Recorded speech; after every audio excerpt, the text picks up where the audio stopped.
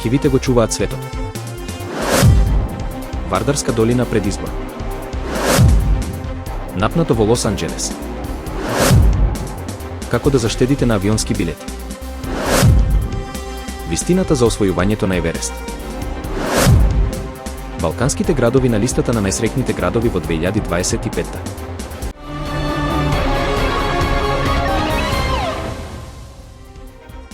Меѓународниот ден на архивите се слави секоја година на 9 јуни по иницијатива на Меѓународниот архивски совет. Овој датум има за цел да ја подигне свеста за значењето на архивите во зачувувањето на историската меморија и документарното наследство, како и да ги промовира нивната пристапност и размена на знаење. Датумот е символично избран затоа што на тој ден во 1948 година е основан Меѓународниот архивски совет под покровителство на УНЕСКО. Од 2007 година, одбележувањето прерасна во Меѓународна недела на архивите, кога архивистите од целиот свет организираат настани, изложби и едукативни активности за да ја истакнат важноста на архивската работа. Историскиот архив во Охрид функционира од 1951 година и денес бележи нова етапа во своето постоење. Во изминатиот период, институцијата презеде богат архивски материјал од значајни личности и институции кои придонеле за развојот на Охрид и регионот.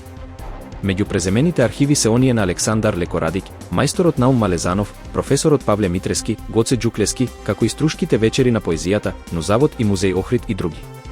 Архивот продолжува со оваа мисија, оставајќи траги за идните генерации. Сдруженијето инженери на Република Македонија достави официјален поднесок до владата и Министерството за транспорт со барање трасата на идниот експресен железнички правец да не минува низ просторот наменет за проектот Вардарска долина. Од Сдруженијето истакнуваат дека во време кога светот се стреми кон обновлива енергија, оваа долина има потенцијал да стане енергетско срце на Македонија. Планираните 12 хидроцентрали не се гледаат само како технички проекти, туку како темел на енергетска независност, заштита од поплави, подобро земјоделие и стабилно управување со водните ресурси. Од инженери предупредуваат дека трасата на брзата пруга, доколку се задржи по постоечкиот колосек, ќе ја блокира реализацијата на хидропроектот. Ова прашање, според нив, не е само техничко туку и морално. Одлуката денес ќе ја одреди енергетската и економската иднина на идните генерации. Тие повикуваат на одговорност и промена на трасата, која ќе овозможи и транспортна поврзаност и заштита на природните ресурси. Не смееме да го загрозиме проектот кој носи долгорочна добивка за земјата, стои во соопштението, со апел владата да ја зачува визијата за Вардарска долина, како символ на чиста енергија, развој и одржлива иднина. Илјадници демонстранти вчера излегоа на улиците на Лос Анџелес во знак на протест против одлуката на Доналд Трамп да ја распореди националната гарда во градот. Протестите прераснаа во судири откако демонстрантите блокираа главна сообраќајница и запалија самовозечки возила, додека полицијата употреби солзавец и гумени куршуми за да ги растера. Сцените од центарот на градот покажаа полицајци на коњи и единици во опрема за немири како го обезбедуваат федералниот притворски центар, каде што последниве денови се приведуваат имигранти. Демонстрациите беа прогласени за незаконски собири, а до вечерта поголемиот дел од демонстрантите се разотидоа. Некои останаа и продолжија со фрлање предмети кон полицијата. Полицијата уапси најмалку 10 лица, а претходната вечер 29. Ова е трет ден поред на протести поради присуството на околу 300 федерални трупи, што предизвика загриженост кај локалното население. Гувернерот на Калифорнија, Гевин Њусом, го осуди потегот, барајќи повлекување на гардата, нарекувајќи го тоа кршење на суверенитетот. Градоначалничката Карен Бас изјави дека ситуацијата представува хаос предизвикан од владата и дека станува збор за политичка, а не безбедносна агенда. Летната сезона е на прагот, а за многумина планирањето патување со авион во странство подразбира и внимателно избирање на моментот кога ќе се купат билетите. Според податоците на Google Flights за периодот од 2021 до 2025 година, патувањето во вторник, понеделник или среда може да донесе заштеда од 13% до 20% во споредба со патување за време на викенд. Недела останува најскапиот ден за лет. Истражувањата покажуваат и дека индиректните летови преку други дестинации обично се поевтини од директните, со можност за заштеда и до $90 по билет. Иако се подолги и понапорни, ваквите летови се добар избор за патници со ограничен буџет. Најефтино е да се купат билети 21 до 52 дена пред патувањето, а во просек, најдобриот момент е точно 38 дена пред полетување. За меѓународни летови, препораката е да се купуваат билети 50 до 101 ден однапред. Цените растат нагло кога до поаѓањето остануваат помалку од 50 дена. Дополнително, Google Flight нуди можност за следење на цените. Со вклучување на оваа функција, патниците добиваат известување при пат на цената за избраната дестинација и датум, што овозможува уште поповолна резервација.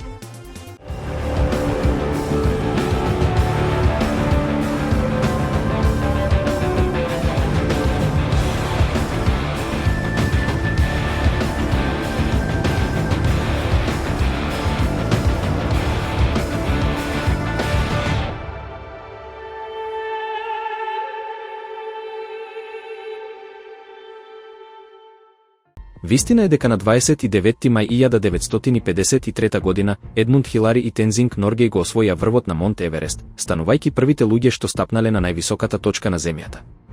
Вистина е дека тие беа дел од британско-новозеландска експедиција предводена од Џон Хант, а веста за нивниот успех пристигна во Британија на истиот ден кога се одржуваше кронисувањето на кралицата Елизабета II, што уште повеќе ја зголеми радоста и возбудата во јавноста.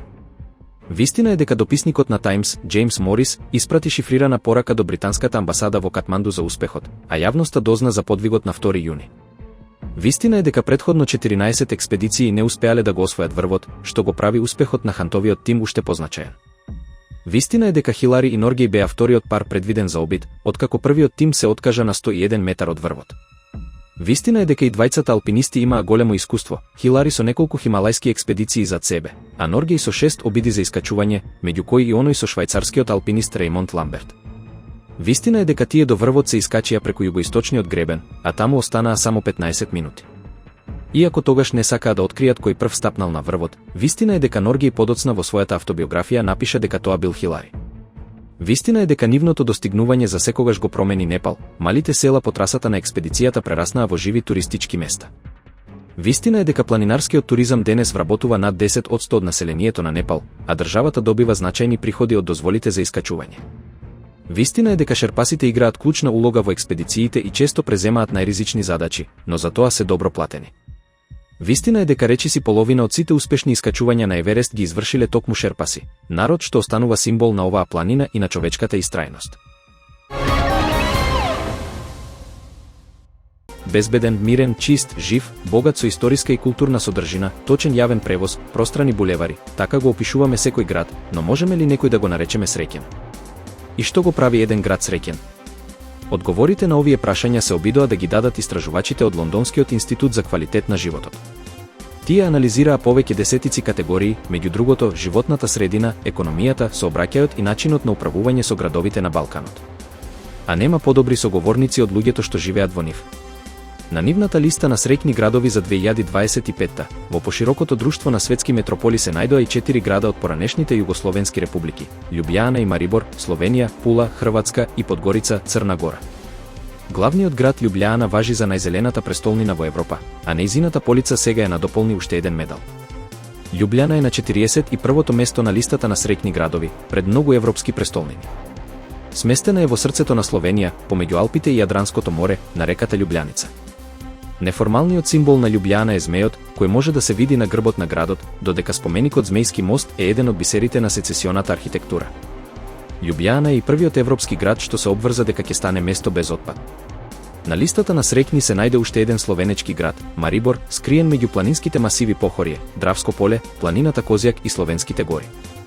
Неговата позиција е златна средина, 104-то место, а неговата жителка Магда тоа не ја изненадува. Вистинска оаза на мирот, на реката Драва, полна со зеленило и прекрасна природа. Добро се живее, невработеноста е ниска, а и се чувствуваме безбедно, вели задоволно 70-годишната Магда Мекина за BBC Србија. Таа слика ја надополнува Похорје, едно од омилените места за викенд уживање на нејзините сограѓани. Улиците долж Похорје се тивки, нема сообраќај, се што се слуша е пеењето на птиците, додава таа. На крстосница на неколку значајни сообраќајници кои водат од морето кон континенталниот дел на Црна Гора е сместена Подгорица, нејзиниот главен град. Поранешниот Титоград се избори за 191 место на листата на среќни градови. Оваа информација малку ја изненади Милена Јовановиќ, мајка на 2 деца, која последните 10 години живее во главниот град на Црна Гора. Уф, не знам што би рекла, одговара по кратка пауза. Можел би да биде среќен град за живење, само ако се посвети малку повеќе внимание на урбанистичкиот развој, додава. На урбанистичкиот проблем на Подгорица укажуваат и многу архитекти, активисти, но и членови на академската заедница. Меѓу клучните проблеми ги истакнаа прекумерната градба и тоа што повеќе потсетува на збир на згради отколку на заеднички простор. Но мирно е и опуштено, секаде се стигнува брзо и лесно, доволно е развиен и има се што е потребно за квалитетен живот, вели Јовановиќ за BBC Србија. Ако сакате да ја запознаете Подгорица, таа препорачува прошетка по главната улица, а ако сакате да ги запознаете мештаните, најдобро е да седнете во некој од малите кафулиња во споредните улички, вели низ шега. Учесниците во анкетата на лондонските истражувачи најмногу поени дадоа за начинот на кој се управува со градот, иако е на последното, 200-то место, тоа не го намали воодушевувањето во хрватскиот приморски град Пула. Пула, единствениот хрватски град на списокот на најсреќни светски градови, гордо напишаа на официјалната Facebook страница на градот. Поранешното главно воено пристаниште на Австро-Унгарија е на југот на полуостровот Истра, а нејзините стрмни камени карпи се нурнуваат во Тиркизното море. Градот го чува и античкото наследство. Во центарот се Златната врата, така наречениот лак на Сергиевците, а малку подалеку и арена, римскиот амфитеатар, каде често се одржуваат концерти. За многумина од светот на филмот, особено на Балканот, Пула е асоциација на филмскиот фестивал, еден од најстарите во Хрватска. Некои жители ги изненади што нивниот град се најде меѓу најсреќните. Не само што зиме е мртво и имаме 2 ресторана, туку и летото е проблем. Сега е само бетон и камен, се е распродадено, се градат трговски центри и населби, а се сече дрвјата. Имам чувство дека ова веќе не е наш град, вели Тапо Коге од Пула за BBC Србија.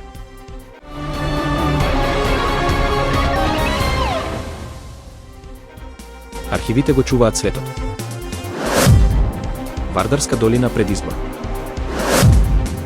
Напнато во Лос Анџелес. Како да заштедите на авионски билети. Вистината за освојувањето на Еверест. Балканските градови на листата на најсреќните градови во 2025.